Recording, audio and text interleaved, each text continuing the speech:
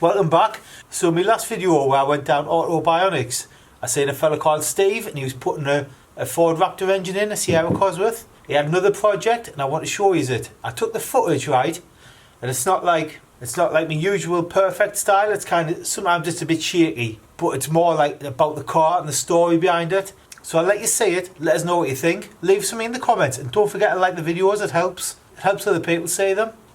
Cool, we'll go upstairs. This is predominantly our storage area, and Wow.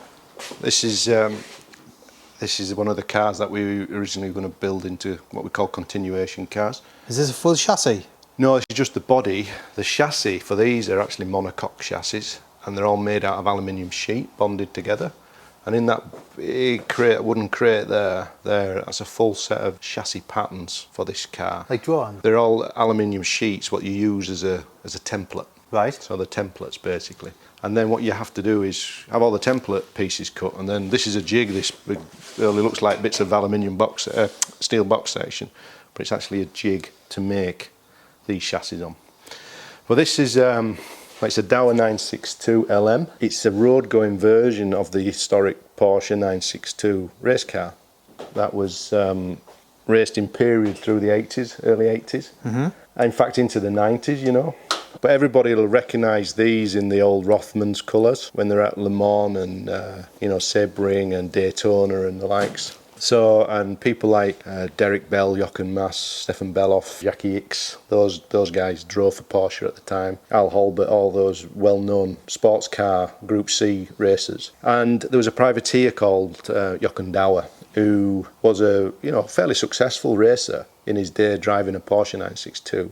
But when these cars got a little bit underpowered or started to sort of like drop down the medal list, shall we call it, what Dauer did was said, well, I'm going to use or buy old race cars, convert them to road cars and sell them to people who really appreciated the car, you know. But these things weren't giveaway things, they cost an absolute fortune. And so what he did was he launched his road-going car at the Frankfurt Motor Show in 1993, and it's this car that he built. He then took it to Singapore. Few of these things might be a little bit sketchy, but this is what we think has happened. And then at the Singapore Motor Show, the Sultan of Brunei saw the car and basically put an order in for 5 cars, because the Sultan of Brunei's car collection's renowned throughout the world. I watched him on a Ferrari F40s what he's got. Yeah, exactly. All different. He's got 5 of these, all in different colours. There's another yellow one, red, black, silver, and a metallic green one. And you will very, very rarely see the actual cars themselves, because they're all like, hidden. So there was 7 cars built, 7 production cars built. This is one of them, basically. This is a production car? This is one that he made, yeah. But it kind of like disappeared for a while. What's your plans with this? Are you going to build a chassis for it, or? Yeah, that was the plans, to build these, but in the container outside we've actually got all the original body tooling for this as well, so we could remake the body if needed. And we were going to continuation car build these. What's the body made out of? It's all Kevlar carbon fibre. Big as well, isn't it? Oh, it's massive, it's huge, yeah. I like the world's mind. Yeah, these are original BBS, these are the front wheels. So centre lock, beautiful. I love centre locks. Like I say, there was only 7 ever made. 5 are in the Brunei's collection. There's one outside of that collection, it's a striped one, got loads of yellow stripes on. I didn't think it's in Germany now. It was in the UK at one point. And then this car, quite unique really, this one. But it's typical 1990s Germany, yellow and green interior, you know what I mean? What you need is a big suit with shoulder pads in, Double-breasted, of course. 18-inch? Yeah, the road cars were 18-inch. Yeah, race cars were all 16s, 17s. Were they? Yeah, but there's a few little changes, but ultimately it's a Porsche 962 underneath it. So a flat 6 motorsport engine, 5-speed sequential gearbox. Just the price of stuff for these cars is just another league. Like the engine itself, if you wanted a new, well not new, but maybe a refurbished 962 race car engine now, you're probably £200,000. Maybe a little bit more, if you're lucky. What engine's in it? V8 or something? No, flat 6. Flat 6? In fact, that engine there, that's out of a 996. See you later. That's That's out of a 996 turbo, but that's what they call the Metzger engine. And Hans Metzger, who's the guy who originally designed them, he designed the 935 motor, which were in these cars. But that is a road-going version of that original design. It's had lots of modifications over the years. You know, this one's a full water-cooled engine where the originals were air-cooled. But like flat six, twin turbo. This was the engine that we were originally going to build and put in there because they're readily available. You know, they're a production car engine now, they're more reliable. But if you was building this into its original race car, you'd have to find an original engine for it to get the, you know, the amount of money for it right and this, that and the other. Yeah, you know, you're into hundreds of £1,000s worth of investment just to get this thing finished. Unless I win the lottery, I ain't got that kind of money. But you know, if we had an investor with it, we would, you know, we'd build it. Aye. And we've had a few people come and have a look. Come and have a look. Yeah, it's just time again. You've got to put so much time into these types of things. Well, even the windscreen's got the. Aye, everything will be bespoke. But the reason Dauer went bankrupt, I don't know if you can remember the Bugatti EB110. Oh, it's come back a few years. Yeah, man. well, when Bugatti went belly up, he bought the name and the car and all the spare parts. I think it was a little bit too much. He bit off too much, and his investors kind of went wayward. The supply chain that he was using were all after money to a point where he couldn't pay his bills, and I think there was a little bit else, some other bits and pieces went on untoward, and he did a bit of bird, shall we say.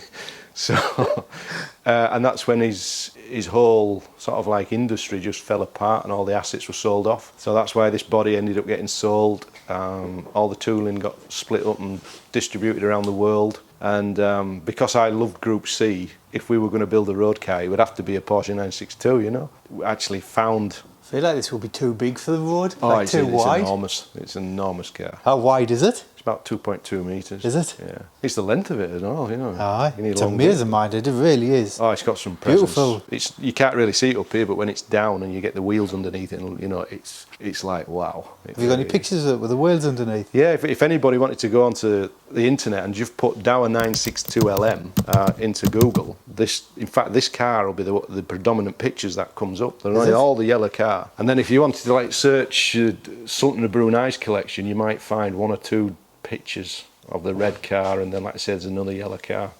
But I've done so much research on these cars now, I can tell them apart just by looking at the photographs, because there's some very subtle differences between them all. I like how you see where the tides have been catching under the arch and everything. Yeah.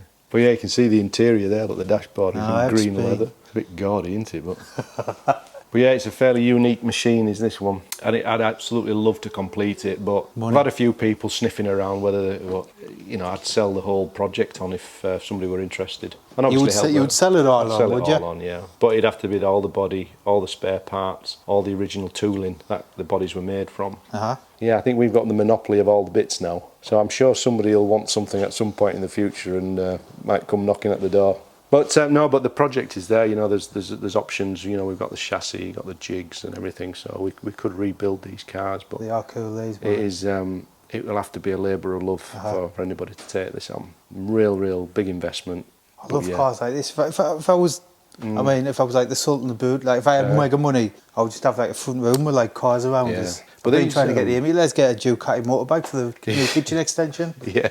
But I've just got absolutely no luck. Absolutely no luck. Not having any of it though. Nah. You'll have seen Paul's his Manx GP. It looks mint though, doesn't it? It does, yeah. It really does look mint in the kitchen. Yeah, that's proper cool, is that? Aye. Definitely. But the reason this ended up as a road car, Porsche actually helped Dauer get this to a road car for homologation, because when Porsche stopped racing at Le Mans in 87 or 88, they never really went back to Le Mans with a successful car. And when they wanted to go back to Le Mans in 94, but they didn't have a car to take. So rather than going into the prototype class, they thought they'd go into the GT class, which means it had to be a road car homologated for race purposes. And at around about 94 is when you had like the McLaren. What else were in there as well? There's a few other, you know, fairly recognised cars. So what they did was they helped Dauer homologate his road car so that they could take this car to Le Mans in 94. So that's why this ended up, or Dauer riding off the back of Porsche to get it into a road car state. So they took two cars, it was called the Dauer Porsche, to Le Mans in 1994 to race in GT class, to cut a very long story short, it actually won Le Mans outright. It won the prototype class as well because of, I think, you know, the failures and retirements. Yeah, and then after that it was banned because there was a bit of a loophole in it, because pretty much it was an original 962 underneath that had been so successful through the 80s. They'd just rebadged it as a road car and took it back. They had to run a flat floor and a slightly different fuel tank and subtle different bits. But nevertheless, it went back to Le Mans in '94 and won Le Mans. But it, you know, it's, the front was slightly different. It was a bit more pointy nose. It had a twin pylon rear spoiler in it, and this, that, and the other. But those were all specifics purely for racing purposes. So what other bits have you got for these, isn't it? Like you've got obviously the windscreens. Yeah, screens, wheels. We've got wishbones. In fact, downstairs I'll show you some castings that we've reverse engineered for Porsche. We've got all the chassis patterns, or templates. We've got a chassis jig, loads of like bits like aircon hoses and latches and all the little tiny bits.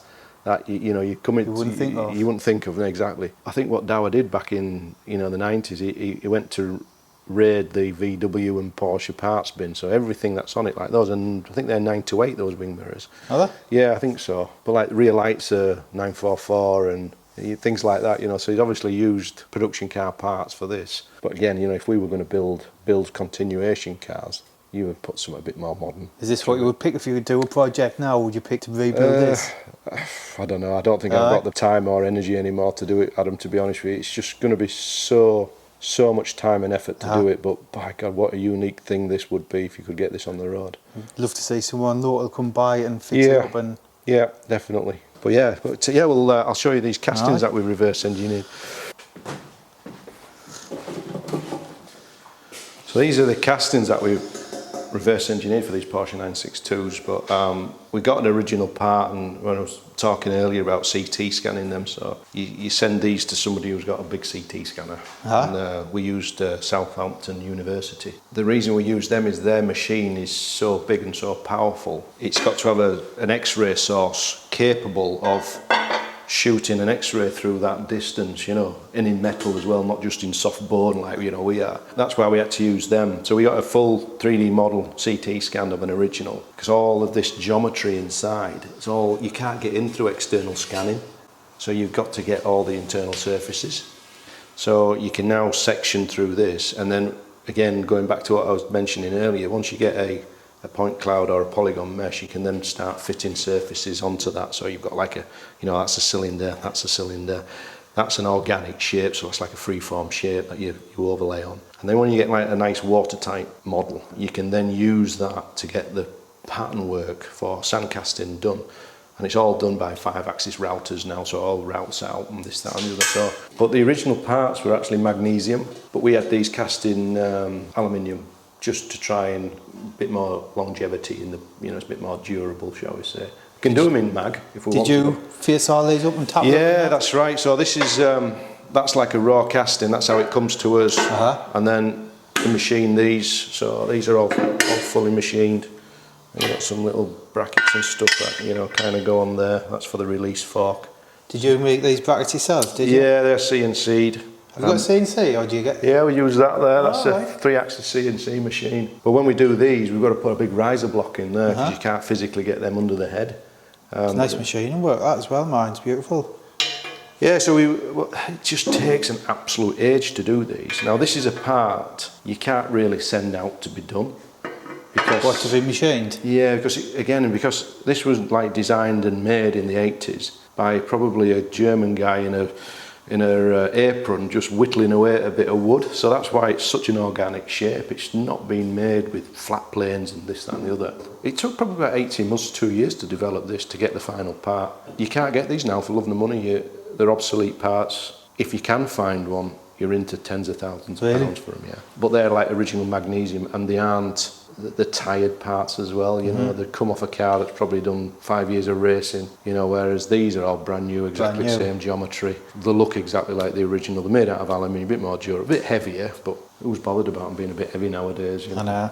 Does magnesium get weak over time or something like that? Yeah, well, everything fatigues over time. Is that what it is? And you'll find where the fatigue, you'll get fatigue cracks, and that's usually in the highest stressed areas, because basically it's flexing all the time, you know, when it's got all the load paths going through it, and then over time it hardens, and then it starts to form a crack, which then propagates. And so what we did with these was where all those problem areas were, we knew where they were. So on the back side, which you can't visibly see, we increased material thickness and strengthen stuff like it a that bit. to strengthen it. So they're more durable. The material's better. The heat treatment process is pretty critical on these as well. But yeah, you know, Southampton Uni and Creasy castings that we used, absolutely superb. And then Well, Dave, mate, we'll just see it a lot of people, and I'll just get a bit of footage and stuff. Do you know what I mean? Yeah. That's it, fellas. Thanks for watching. Don't forget to subscribe, and I'll see you next time. See ya.